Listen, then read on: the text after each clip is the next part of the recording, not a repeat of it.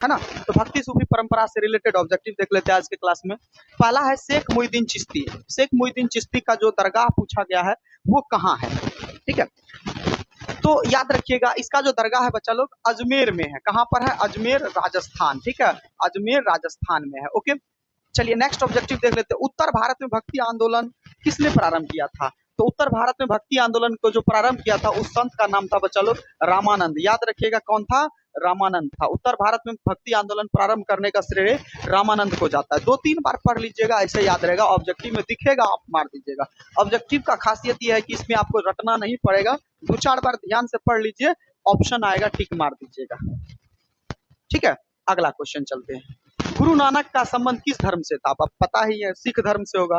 गुरु नानक किस धर्म से संबंध रखते थे? सिख धर्म से रखते थे। किस धर्म से संबंध रखते थे? सिख धर्म से संबंध रखते थे। बात समझ में आ गई बच्चा लोग? चलिए आगे समझ जाते हैं हम यहाँ पर। निम्नलिखित में से महिला संत थी, महिला संत कौन कौन थी? तो महिला संत देखिए मीरा भी थी, अंडाल भी थी, कराइकल भी थी, तीनों महिला संत थी, ठीक है। तीनों महिला संत थी, इनमें से सभी हो जाएगा। ये सब क्या हो गया यहाँ पर? महिला संत थी, ठीक है। चलिए आगे देख लेते हैं यहाँ पर। पांचवा आईन अकबरी, ये पूछा जा सकता है बच्चे लोग। आईन अकबरी नामक ग्रंथ किसने लिखा था? तो याद रखिएगा अबुल फजल। किसने लिखा था? अबुल फजल। अबुल फजल आईन अकबरी नामक ग्रंथ लिखा था। ओके, चलिए इसके बाद तमिल क्षेत्र से संबंधित मणिकच्चर, है ना, मणिकच्चकार की 2 विशेषताएं क्या थी? तो वो शैव अनुयायी थे और तमिल में भक्ति गीत के रचनाकार थे। वो क्या थे? शैव अनुयायी थे और तमिल में भक्ति गीत के रचनाकार थे। उसकी 2 विशेषताएं यही थी, ठीक है। चलिए आगे समझ जाते हैं हम लोग बच्चा लोग। कहता है जगन्नाथ की शाब्दिक अर्थ। देखिए जगन्नाथ को तोड़ोगे ना बाबू तो क्या आएगा? जगत जोरनाथ। क्या आ जाएगा? जगत जोरनाथ। नाथ का मतलब होता है स्वामी, जगत का मतलब होता है पूरा पृथ्वी, पूरा पृथ्वी का स्वामी। तो इसका तो यही शाब्दिक अर्थ निकलता है। तो संपूर्ण विश्व का स्वामी हो सकता है यहाँ पर। ये विष्णु एवं शिव शंकर का अवतार नहीं होगा, सभी का हितैषी नहीं होगा, ये भी नहीं होगा, ये होगा संपूर्ण विश्व का स्वामी, संपूर्ण विश्व का स्वामी, ठीक है। यहाँ तक क्लियर है यहाँ पर। चलिए 8वां मरीचि कौन थी? देखिए मरीचि बौद्ध धर्म की एक देवी थी। जहां पर देखो कई सारे धर्मों में अलग अलग देवी की पूजा होती थी ना, तो मरीचि जो थी बौद्ध धर्म की देवी थी। बौद्ध धर्म के लोग मरीचि की पूजा करते थे। क्लियर है यहाँ तक? चलिए तो बौद्ध धर्म की देवी थी, ठीक है, बौद्ध देवी थी। आगे समझते हैं। 8वीं से 18वीं शताब्दी तक वैदिक देव कुल के जो 3 देवता थे वो पूरी तरह से गौण गए थे। अग्नि, सोम और इंद्र। याद रखिएगा अग्नि, सोम और इंद्र। अग्नि, सोम और इंद्र, ये 3 देवता थे जो पूरी तरह से गायब हो गए थे वैदिक काल में, ठीक है। चलिए आगे समझ जाते हैं हम लोग यहाँ पर। जाति के प्रति अलवार और नयनार संतों का क्या था? तो जाति के प्रति, तो अलवार और नयनार संत था वो जाति के प्रति विरोधी थे, जात पात का खिलाफ था, ठीक है। समझ में आ रहा है? तो ये क्या था? जाति के विरोध में आवाज उठाई थी। किसमें आवाज उठाई थी? विरोध में आवाज उठाई थी। किसमें? चलिए 11वां नंबर क्वेश्चन देखते हैं। मलपीरा दिव्य प्रबंधन का वर्णन किया जाता है किसमें था? तमिल वेद के रूप में। किसमें वेद किया जाता था? तमिल वेद के रूप में। चलिए अंजल का सही परिचय क्या था? वह एक अलवार स्त्री थी। अंजल कौन थी? अलवार स्त्री थी। अंजल कौन थी? अलवार स्त्री थी, ठीक है बच्चा लोग, अंजल अलवार स्त्री थी। अगला 10वीं शताब्दी तक जितने अलवार संतों की रचनाओं का संकलन किया गया था उनकी संख्या थी 10वीं शताब्दी तक 12 गो था। उसका संकलन टोटल कितना था? 12 गो था।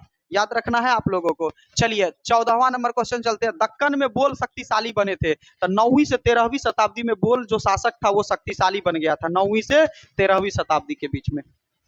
बॉस बन्ना ने नए आंदोलन के चालक थे। बॉस बन्ना जो एक नए आंदोलन के चालक थे वो किस धर्म से थे? तो याद रखिए आप लोग ब्राह्मण धर्म से थे। किस धर्म से थे? ब्राह्मण धर्म से थे, ठीक है। 13वीं शताब्दी में एक नवीन तत्व के रूप में जो इस्लाम धर्मावली में लंबी संख्या में आए थे वो तुर्क के लोग थे। कौन से लोग थे बच्चा लोग? तुर्क के लोग थे। याद रखिएगा तुर्क के लोग वो 13वीं शताब्दी में नवीन के रूप में आए थे यहाँ पर। चलिए अगला प्रथम शताब्दी में जो व्यापारी समुद्र के रास्ते पश्चिमी भारत में आए थे वो अरब के लोग थे। प्रथम शताब्दी में अरबी आया था, पहले अरब आया था, इसके बाद पुर्तगाली आया था। पुर्तगाली दूसरा नंबर पे आया था, याद रखिएगा, लेकिन प्रथम पूछा गया हमसे तो कौन होगा? अरब होगा, ठीक है। चलिए अगला इस्लाम का जिस शताब्दी से उदय हुआ था तो 7वीं शताब्दी से। याद रखिएगा इस्लाम का उदय 7वीं शताब्दी। इस्लाम का उदय किस शताब्दी में हुआ था? 7वीं शताब्दी में। बीजक, देखिए बीजक किसका ग्रंथ है बच्चा लोग? तो याद रखिएगा कबीर का। किसका ग्रंथ था? कबीर का। बीजक किसका ग्रंथ था? कबीर का, और इसी में उसने अपना उपदेश सब दिए थे।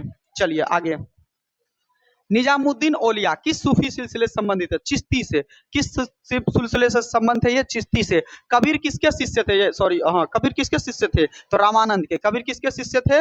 रामानंद के, यानी कबीर के गुरु रामानंद थे। ठीक है, यहाँ तक क्लियर है यहाँ पर। चलिए, कराइकल अम्मेयर, कराइकल अम्मेयर नामक महिला किसकी भक्त थी? शिव की। कराइकल अम्मेयर किसकी भक्त थी? शिव की। ठीक है, कराइकल अम्मेयर शिव की भक्त थी। अगला, विष्णु को अपना पति कौन मानती थी? तो चलिए, मीरा, अंडाल, कराइकल। तो अंडाल मानती थी, विष्णु को अपना पति अंडाल मानती थी। ठीक है, अंडाल थी जो अपना विष्णु को अपना पति मानते थे। चलिए आगे समझते हैं। शाहजहां कि किस पुत्री ने ख्वाजा मुइनुद्दीन चिश्ती साहब की अजमेर स्थित दरगाह का वर्णन किया था? जहां आरा। ये इस पुत्री शाहजहां की बेटी थी जहां आरा, उन्होंने ही जो है सर्वप्रथम जो है ख्वाजा मुइनुद्दीन चिश्ती साहब की कहाँ पे गया था? तो दरगाह का वर्णन किया था। चलिए अगला, पुष्टि मार्ग का जहाज किसे कहा जाता है? तो याद रखिएगा, बलभल्लाचार्य को पुष्टि मार्ग का जहाज कहा जाता था। ठीक है, चलिए, महाराष्ट्र के संत कौन थे? तो महाराष्ट्र के संत कौन थे? तो तुकाराम, ज्ञानेश्वर, रामदास सब थे, इनमें से सभी थे। ठीक है, महाराष्ट्र के संत इसमें से सभी थे। चलिए नेक्स्ट देख लेते हैं, निम्न में से महिला रहस्यवादी संत कौन थे? तो महिला रहस्यवादी संत रबिया को माना जाता है। महिला रहस्यवादी संत किसको माना जाता है? रबिया को। ठीक है, चलिए अगला, राजकुमार दारा का संबंध किस सिलसिले से था? तो कादरी संबंध से था। याद रखना है, राजकुमार दारा का संबंध किस सिलसिले से था? कादरी संबंध से। ठीक है, यहाँ पर चलिए, बलबन की पुत्री का विवाह किस सूफी संत के साथ हुआ था? तो सकर, याद रखिएगा, फिरोजाउद्दीन गंज सकर। ठीक है, राजकुमारी सूफी संत के साथ हुआ था। चलिए आगे समझ लेते हैं हम लोग। ख्वाजा मुइनुद्दीन चिश्ती साहब का अजमेर स्थित दरगाह पर सर्वप्रथम कौन सा सुल्तान गया था? तो मोहम्मद बिन तुगलक गया था। सर्वप्रथम कौन सा सुल्तान गया था? मोहम्मद बिन तुगलक। चलिए अगला, सूफी मत की फिरदौसी शाख निम्न में से कहां सबसे अधिक पाई गई? तो बिहार में। नहीं था ना? बिहार में सबसे ज्यादा कहां पाई गई थी? बिहार में गई थी। चलिए आगे समझ लेते हैं हम लोग। पाहन पूजे हरि मिले तो मैं क्यों ना पूजू पहाड़, है कि नहीं? ये किसका रचना है?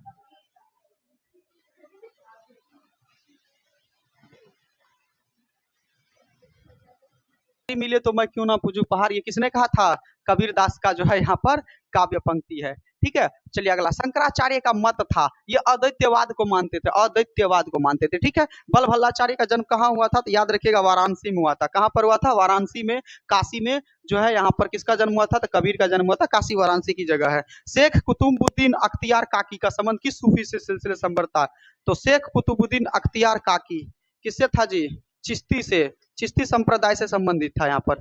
ठीक है, चलिए आगे हम लोग समझ जाते हैं यहाँ पर।